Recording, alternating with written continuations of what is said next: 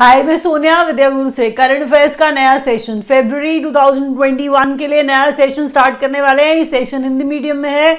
दो students who are not comfortable with Hindi they can switch to the English session. That means there is another session which is recorded completely in English medium for our students from South India, for our students from North East India. ये session Hindi medium में है। अगर आपको comfortable है हिंदी तो ठीक है, otherwise आप इंग्लिश का सेशन देख सकते हैं। क्वेश्चंस बहुत इंपॉर्टेंट है, चुन करके बहुत सेलेक्ट करके क्वेश्चंस डाले हैं।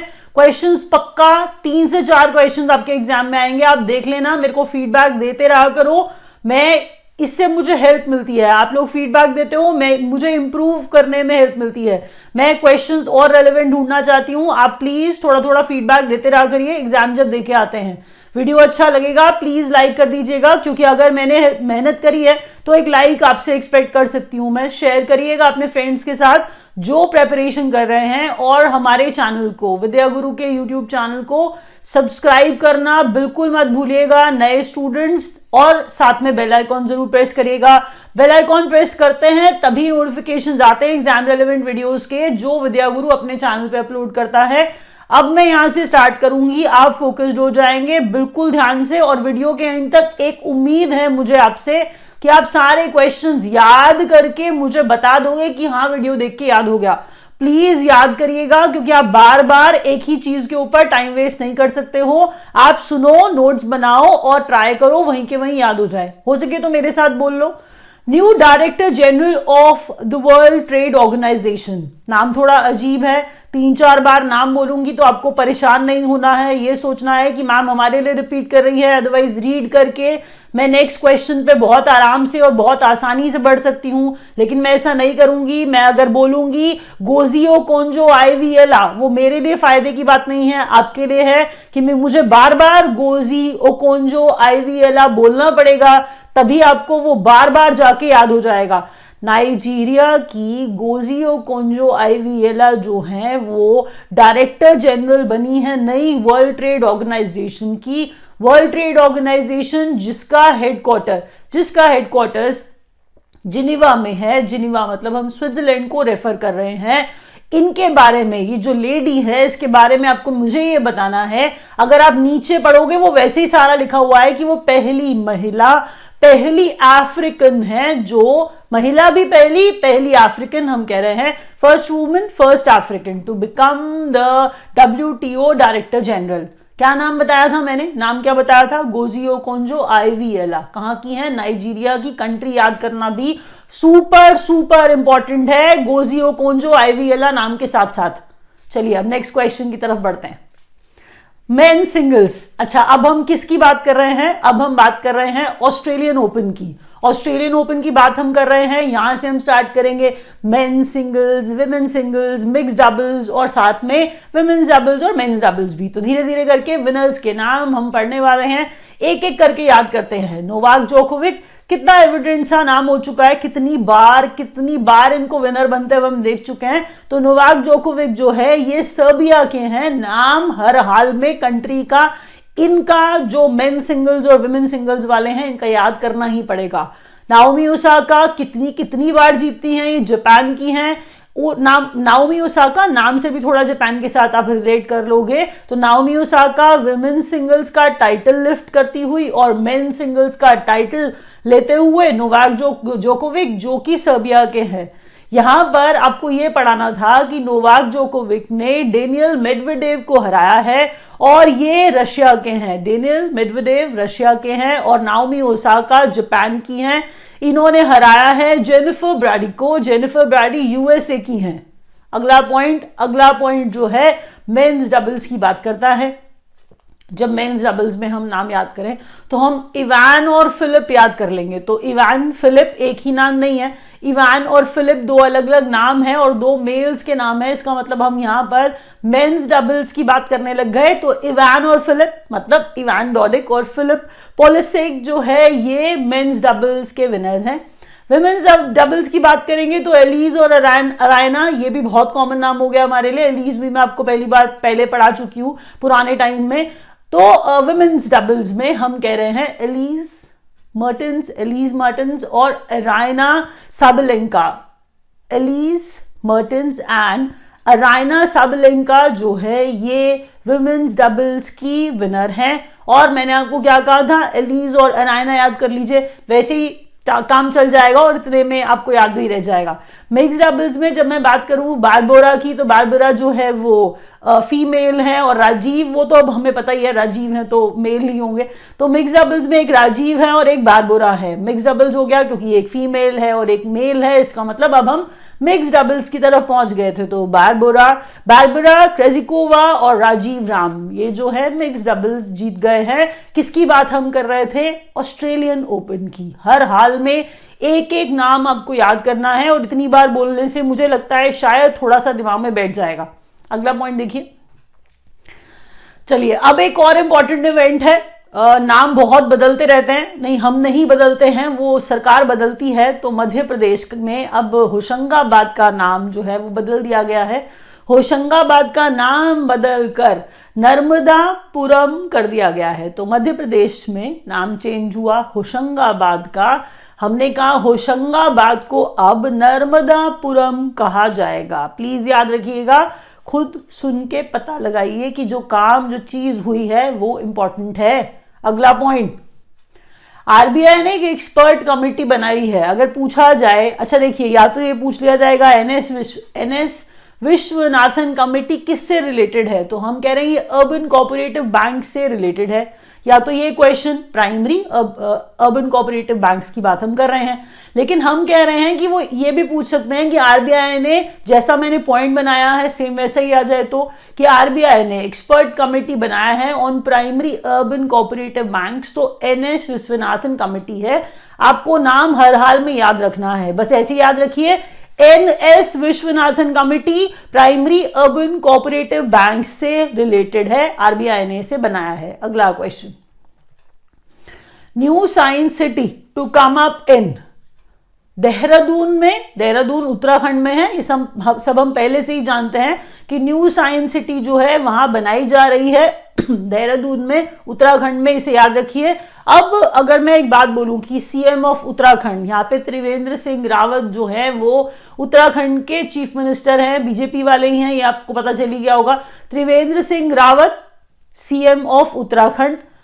अगला पॉइंट ये है कि रिलायंस जो है, ये खबर जो थी काफी दिन से चल रही थी कि रिलायंस जो है वर्ल्ड का लार्जेस्ट जू बनाने वाला है। तो सवाल यही पूछा जाएगा कहां बनाने वाला है, तो आप कहोगे गुजरात में ही बना रहा होगा, वो आपको पहले से ही पता होगा, लेकिन एग्जैक्ट जगह आपको बता दूं, जामनगर की बात हो रही है। तो हम क्या कह रहे हैं, रिलायंस जो है वर्ल्ड का लार्जेस्ट जू बनाने वाला है और जामनगर गुजरात में बनाने वाला है। हाल फिलहाल में जितनी इंफॉर्मेशन इस जू के बारे में थी वो इसी पॉइंट में ही है, मैं आपको बता दूं, तो इसीलिए जामनगर गुजरात इंपॉर्टेंट बात है यहां पे, इसे याद रखिएगा। अगला क्वेश्चन देखिए, ICC men's player of the month for January 2021। आधे बच्चे पक्का ये सोच रहे होंगे हमने प्लेयर ऑफ द मंथ तो सुना ही नहीं है, ये तो आप कुछ नया ही पढ़ा रहे हो। तो आप मान लो मैं नया ही पढ़ा रही हूं, क्योंकि मैं नीचे वाले पॉइंट से आपको बता दूं, it was the inaugural ICC men's player of the month award. Player of the month award actual में men's player of the month जो है इनॉग्रल मतलब अभी अभी शुरू किया है, और जो पहला ही है वो ऋषभ पंत को मिला है। जनवरी 2021 महीने का player of the month ICC का जो अवार्ड है प्लेयर ऑफ द मंथ का, वो ऋषभ पंत को मिला है। मंथ पंत नहीं, आप जैसे मर्जी जोड़ लो, ऋषभ पंत याद आपको करना ही पड़ेगा। तो ICC men's player of the month for January 2021 Rishabh Pant को दिया गया। Second highest wicket taker in test, देखिए हर बार फर्स्ट आता है मैं जानती हूं, लेकिन जब हम करंट अफेयर्स पढ़ रहे हैं तो जब मैं आपको सेकंड हाईएस्ट बता रही हूं तो सेकंड हाईएस्ट इसलिए बता रही हूं क्योंकि वो न्यूज में चल रहा है, और जो बात न्यूज में चल रही है वो करंट अफेयर्स है। मुझे इंपॉर्टेंट लग रहा है, but at the same time मैं आपको फर्स्ट मतलब हाईएस्ट भी बता दूंगी, वो कोई प्रॉब्लम नहीं है। हाल फिलहाल वाला जो आएगा वो इंपॉर्टेंट है, और पहला भी साथ ही इसलिए बता रही हूं कि शायद वो पूछ लिया जाए। Second highest wicket taker in test played in India, हम क्या कह रहे हैं, जो टेस्ट इंडिया में प्ले किए गए, इंडिया में खेले गए वो टेस्ट मैचेस, उसमें सेकेंड हाईएस्ट विकेट टेकर जो हैं उन्हें वो आर अश्विन बन गए हैं। विकेट टेकर सेकेंड हाईएस्ट, किसकी बात हम कर रहे हैं, हम test played in India, test नहीं, टेस्ट कोई भी ऐसा नहीं सब जगह के नहीं, टेस्ट प्लेड इन इंडिया, ये हाईलाइट वाली बात है, क्योंकि यहां पे मुझे पता है बच्चे बोलने लगेंगे मैम नहीं ये नहीं है, ऐसा नहीं है, टेस्ट प्लेड इन इंडिया की बात कर रही हूं। आर अश्विन सेकेंड हाईएस्ट बन गए, फर्स्ट हाईएस्ट मतलब जो हाईएस्ट है एक्चुअल में वो अनिल कुंबले हैं पहले से ही, तो सेकेंड नंबर के आर अश्विन, पहले अनिल कुंबले हैं। अगला question, PM lays foundation stone of Maharaja Suheldev memorial in Bahraich. Bahraich UP में एक जगह है जहां पर सुहेलदेव मेमोरियल, महाराजा सुहेलदेव मेमोरियल जो है उसका आधारशिला रखा गया। तो आधारशिला रखी गई, वो प्रधानमंत्री ने स्वयं रखी है, खुद रखी है। अगर आप बात करना चाहें सुहेलदेव के बारे में कि सुहेलदेव कौन थे, तो ऐसा कहा जाता है 11वीं सदी में, 11वीं शताब्दी में एक रूलर हुआ करते थे सुहेलदेव, फेमस थे। तो उन महाराजा सुहेलदेव की याद में हम कह रहे हैं मेमोरियल जो है बहराइच यूपी में, उसका फाउंडेशन स्टोन प्रधानमंत्री ने रखा है। PM lays foundation for Kaveri basin, Kaveri नदी की बात कर रहे हैं तो हम कावेरी बेसिन रिफाइनरी की बात कर रहे हैं यहां पर एक्चुअल में। तो पीएम ने कावेरी बेसिन का फाउंडेशन स्टोन नहीं हो सकता है, वो आप लोग भी जानते हो। तो पूरी बात ये चल रही है कि PM lays foundation of what, for Kaveri basin refinery. तो कावेरी बेसिन रिफाइनरी का फाउंडेशन रखा है, कावेरी बेसिन का नहीं रखा है, कावेरी बेसिन रिफाइनरी का रखा है, ये याद रखना है। बार बार बोलने का कारण समझिए, थोड़ा सा बार बार बोलने से शायद याद रह जाता है। तो कावेरी बेसिन रिफाइनरी, यहां पर हम बात कर रहे हैं नागापट्टिनम, नागापट्टिनम तमिलनाडु में है। तो नागापट्टिनम, कावेरी आप जानते हैं, हम कावेरी नदी के बारे में जानते हैं, तो कावेरी की ही बात कर रहे हैं, इसीलिए कावेरी बेसिन रिफाइनरी की आधारशिला रखते हुए नागापट्टिनम तमिलनाडु में। अब अगला क्वेश्चन देखिए, अभी हाल फिलहाल आपने सुना कि किरण बेदी पुदुचेरी की लेफ्टिनेंट गवर्नर थी। किरण बेदी अब नहीं है लेफ्टिनेंट गवर्नर, तो इसका मतलब अब कोई नया एलजी बनाया जाएगा, लेफ्टिनेंट गवर्नर बनाया जाएगा पुदुचेरी का। पुदुचेरी का नया गवर्नर, नया लेफ्टिनेंट गवर्नर तमिलसाई सौंदरराजन को बनाया गया, तमिलसाई सौंदरराजन को बनाया गया। अब यहां पे जो मैं आपको बताना चाहती हूं वो ये है, हाल फिलहाल अभी पता चला कि पुदुचेरी में प्रेसिडेंट्स रूल लगा दिया गया है, राष्ट्रपति शासन, जिसे हम स्टेट इमरजेंसी भी कहते हैं। और आपको बता दूं, हम यहां पर आर्टिकल 356 की बात कर रहे थे, आर्टिकल 356 ऑफ इंडियन कॉन्स्टिट्यूशन, अनुच्छेद 356 भारतीय संविधान का, जिसके अंतर्गत ये लिखा हुआ है कि स्टेट इमरजेंसी कैसे लगाई जा सकती है। तो स्टेट इमरजेंसी लगाई जाती है, हम क्या कह रहे हैं अभी, पुदुचेरी में राष्ट्रपति शासन लगा दिया गया है। ये आपको बता दूं, तमिलसाई सौंदरराजन जो है वो न्यू एलजी पुदुचेरी के, और हम कह रहे हैं जो है तमिलसाई जो है ये गवर्नर जो पहले से ही तेलंगाना की हैं। यहां पर मैं एक और आर्टिकल हाईलाइट कर दूं, आर्टिकल 153 है जो गवर्नर होना चाहिए, आर्टिकल 153 जो इंडियन कॉन्स्टिट्यूशन में है, उसमें ये कहा जाता है कि इंडिया में एक गवर्नर, इंडिया की स्टेट्स में गवर्नर्स होने चाहिए। तो हर स्टेट में एक गवर्नर है, लेकिन आपको बता दूं ऐसा जरूरी नहीं है। वहां पर भी ये लिखा हुआ है आर्टिकल 153 में कि एक गवर्नर एक स्टेट को ही हैंडल करेगा। One state, one person can handle more than one state, that means एक आदमी, एक इंसान एक से ज्यादा स्टेट्स का गवर्नर हो सकता है। यहां पर हम आर्टिकल 153 की बात कर रहे थे, तो आर्टिकल 153, 356, आगे बढ़ते हैं। अगला question, indigenous tank handed over to army Arjun MK-1A, आपकी स्क्रीन पर आ रहा है। इंडिजिनस टैंक, भारत में बना हुआ टैंक की बात हम कर रहे हैं, आर्मी को हैंड ओवर कर दिया गया है। हम अर्जुन MK-1A की बात कर रहे हैं। K9 वज्र एक हाउइट्जर है, हाउइट्जर का मतलब होता है आर्टिलरी गन, जिसे हम तोप कहते हैं। K9 वज्र जो है एक हाउइट्जर है, और कह रही हूं हाउइट्जर जो है वो आर्टिलरी गन या तोप होती है। आपसे पूछा जा सकता है K9 वज्र क्या है, अगर आपने कुछ मिसाइल लिख दिया या नाम आपको ऐसा कुछ बड़ा सा लग गया तो प्रॉब्लम हो जाएगी। वो हाउइट्जर है, इसीलिए आपको पढ़ा रही हूं। अब ये बात कहां से आई, ये बात यहां से आई कि 100th K9 वज्र artillery gun was manufactured by L&T। तो तो L&T ने ही हैंड ओवर करा है बना करके K9 को, इसीलिए लार्सन एंड टूब्रो की बात हो रही है यहाँ पे।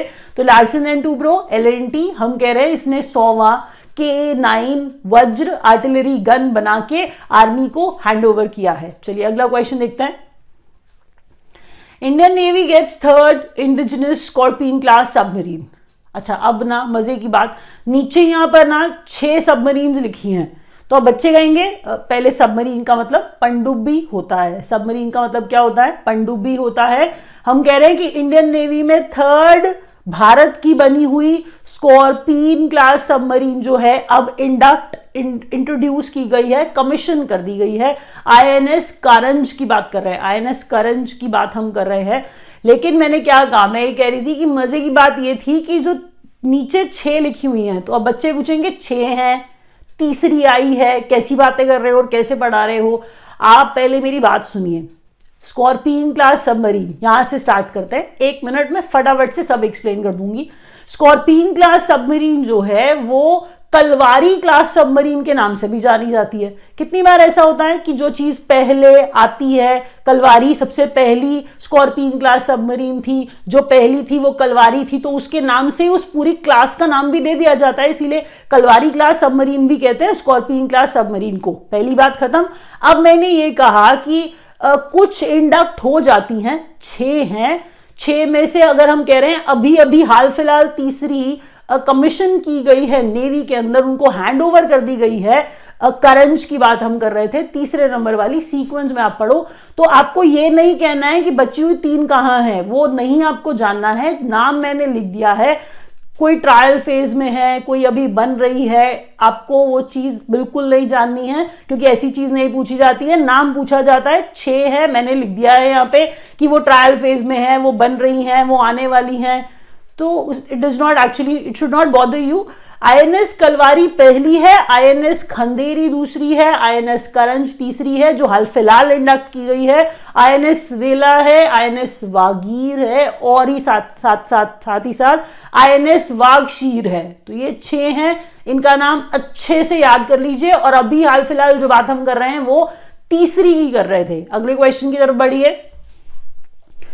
राष्ट्रीय संस्कृति महोत्सव, राष्ट्रीय संस्कृति महोत्सव एक्चुअल में 14 से 28 फरवरी 2021 हम मनाएंगे राष्ट्रीय संस्कृति महोत्सव। लेकिन ना ऐसा नहीं कि 14 से 28 हम एक ही जगह पे मना रहे हैं, उसमें भी डेज को ब्रेक किया है। कूच बिहार में मनाएंगे, दार्जिलिंग में मनाएंगे, मुर्शिदाबाद में मनाएंगे। तो आपको बता दूं, कूच बिहार एक्चुअल में वेस्ट बंगाल में है, ये भी बता दूं आपको। हम ये कह रहे हैं कि राष्ट्रीय संस्कृति महोत्सव मनाया 14 से 28 फरवरी तक जाएगा।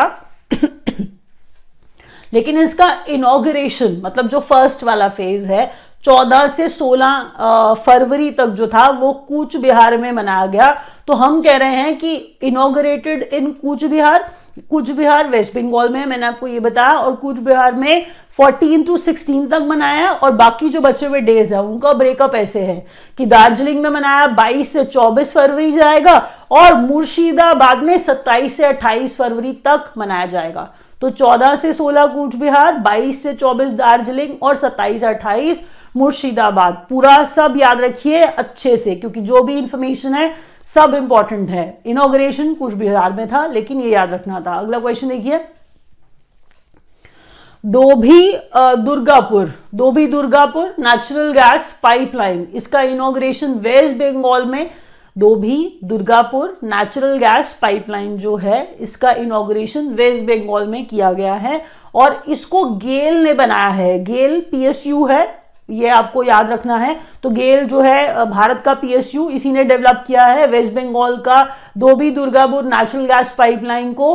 और बता दूं आपको इस बात को, अभी जरा थोड़ा आगे बढ़ाते हैं अगले पॉइंट की तरफ चल के, सेम जैसा कि ₹6,000 crore BPCL's petrochemical complex to come up in Kochi Kerala. हम कह रहे हैं कोची केरला में है, वो हमें पता था पहले से ही। हम कह रहे हैं कि 6,000 करोड़ का पेट्रोकेमिकल कॉम्प्लेक्स जो है वो आने वाला है। तो कौन बनाने वाला है इस पेट्रोकेमिकल प्रोजेक्ट को, कॉम्प्लेक्स को? बीपीसीएल बनाने वाला है। वो इस लाइन के अंदर ऑलरेडी छुपा हुआ है। जैसे ऊपर वाले में आपको अलग से बताया कि गेल जो है वो पाइपलाइन डाल रहा है, लेकिन नीचे पॉइंट में बीपीसीएल साथ में ही लिख दिया है, कोई प्रॉब्लम नहीं है। लेकिन बीपीसीएल 6000 करोड़ का पेट्रोकेमिकल कॉम्प्लेक्स लाने वाला है। कहां पे लाने वाला है? कोची में लाने वाला है। कोची कहां है? केरला में है। अगला क्वेश्चन। अच्छा, अब कुछ इंपॉर्टेंट डेज पे आ जाते हैं। कुछ इंपॉर्टेंट डेज पे स्टार्ट करेंगे। National productivity day. तो नेशनल प्रोडक्टिविटी डे 12 फरवरी को ऑब्जर्व किया जाता है। World radio day, world radio day 13 फरवरी को ऑब्जर्व करते हैं। और इसका जो थीम था वो था new world new radio. New world new radio, world radio day का थीम, जो कि 13 फरवरी को मनाया जाता है। World day of social justice 20 फरवरी को मनाते हैं। World day of social justice 20 फरवरी को मनाते हैं। और जो world day of social justice है, इसका थीम भी मुझे इंपॉर्टेंट लग रहा है, इसीलिए आप भी जरूर लिखिएगा कि a call for social justice, a call for social justice in the digital economy. Call for social justice in the digital economy, ये थीम है world day of social justice का। अगला क्वेश्चन, मुशायरा। अब आपको ना हंसना है और ना ही कुछ रिएक्शन देना है इस पे। मुशायरा एक्चुअल में मुशायरा ऑन एक भारत श्रेष्ठ भारत पे ऑर्गेनाइज कराया गया। ऑर्गेनाइज कराने वाला था मिनिस्ट्री ऑफ माइनॉरिटी अफेयर्स। तो मुशायरा ऑन एक भारत श्रेष्ठ भारत ऑर्गेनाइज कराया गया। इस पर मिनिस्ट्री ऑफ माइनॉरिटी अफेयर्स ने इसे ऑर्गेनाइज कराया। 20 फरवरी को इसे ऑर्गेनाइज कराया गया था। और यूनियन मिनिस्टर जो हैं, जो यूनियन मिनिस्टर हैं, हम बात कर रहे हैं मिनिस्ट्री ऑफ माइनॉरिटी अफेयर्स की ना, तो उसी के यूनियन मिनिस्टर मुख्तार अब्बास नकवी हैं।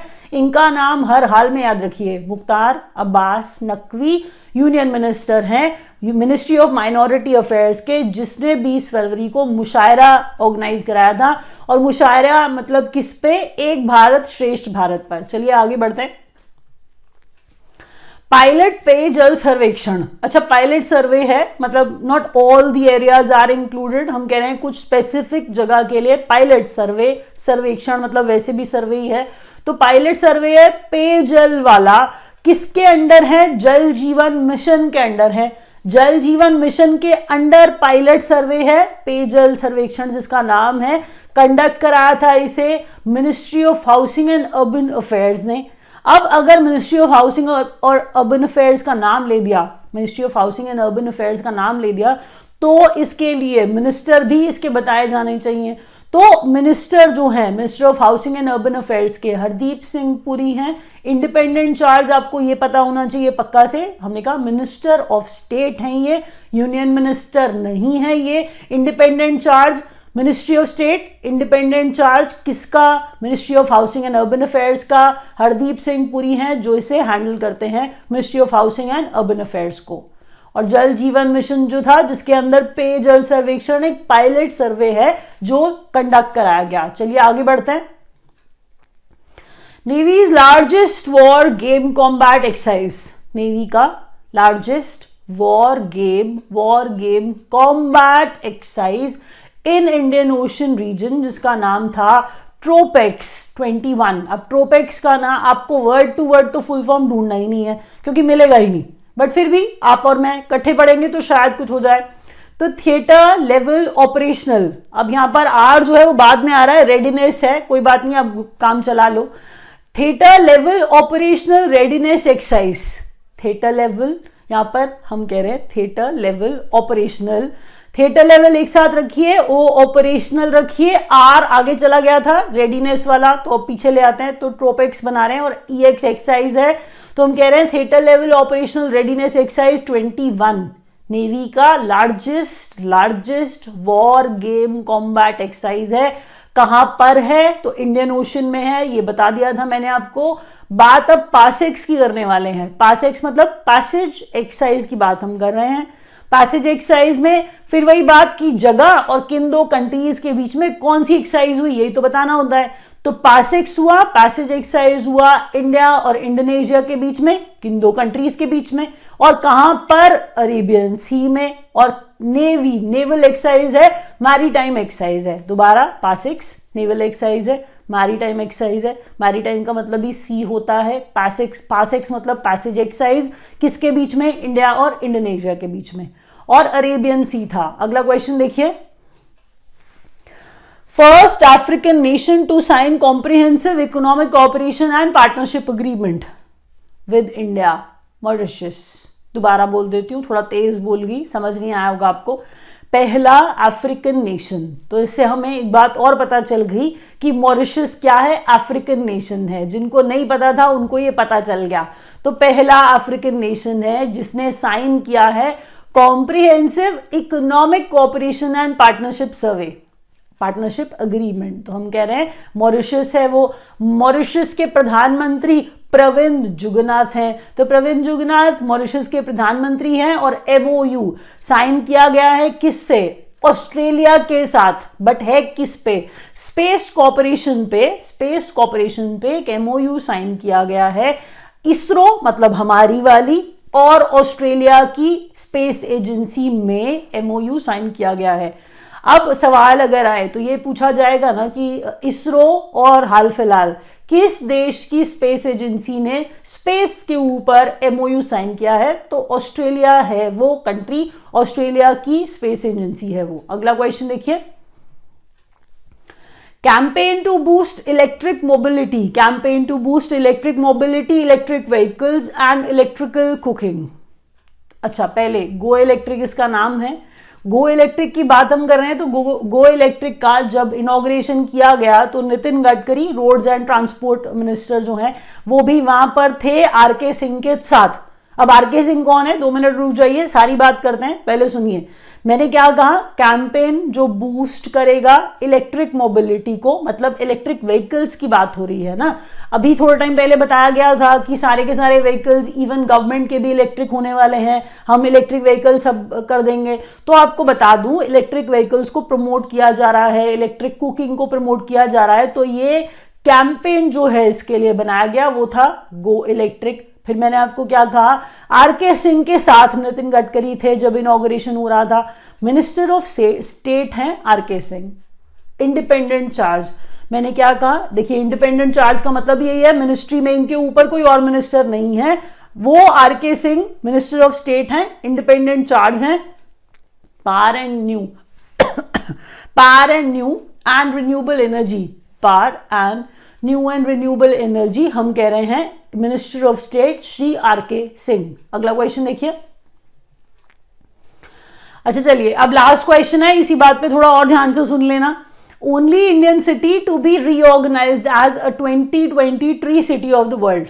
हैदराबाद ट्री सिटी के नाम से हम कह रहे हैं एक अकेला, मतलब मात्र भारत का सिटी जो रिकॉग्नाइज किया जाएगा, मतलब 2020 की बात हो रही है वैसे तो, मतलब हम परमानेंट नहीं कह रहे हैं, हम कह रहे हैं रिकॉग्नाइज किया जाएगा 2020 के लिए सिर्फ as tree city of the world. Hyderabad की बात हो रही थी एक बात, दूसरा by Arbor Day Foundation and Food and Agricultural Organization, FAO की बात यहां पर हो रही है। FAO है जिसने ऐसा क्लासिफाई किया है हैदराबाद को, ऐसा कहा है कि ये tree city of the world है। तो किसने कहा? FAO ने कहा, foundation and arbor Day foundation, हम कह रहे हैं फूड एंड एग्रीकल्चर ऑर्गेनाइजेशन। यहां पर आप अब करेंगे, और अगर आपको सब समझ में आ गया तो लाइक आपको जरूर करना है। नहीं समझ में आया आप वीडियो दोबारा देख सकते हो, और अगर लैंग्वेज कंसर्न था तो इंग्लिश वाला सेशन आप देख सकते हो। Thank you so much for watching.